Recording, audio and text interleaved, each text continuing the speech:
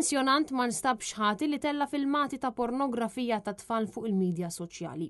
Il-qorti perseduta mill-Maġistrat Claire Staffraġ Zammit ma sabitx lil Publius Sajd, residenti San Pawl il-Baħar, wara li kien akkużat li tella filmati ta' pornografija ta' tfal fuq il-medja soċjali.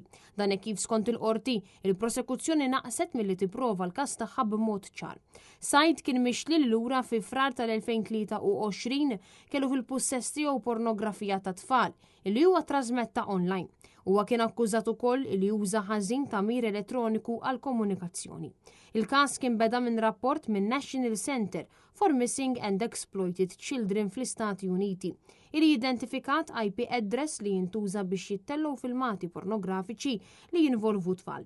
Intqal illi l-profil ta' Facebook li minnhom tellow il-filmati kien marbut mal-mobile ta' Sajd. Minkejja dan, l-espert tal-qorti Martin Bajjada li analizza total ta' 15 il-apparat elettroniku ma sab l-ebda prova konkreta li dawn il-filmati kienu fuq l-apparat ta' Sajd.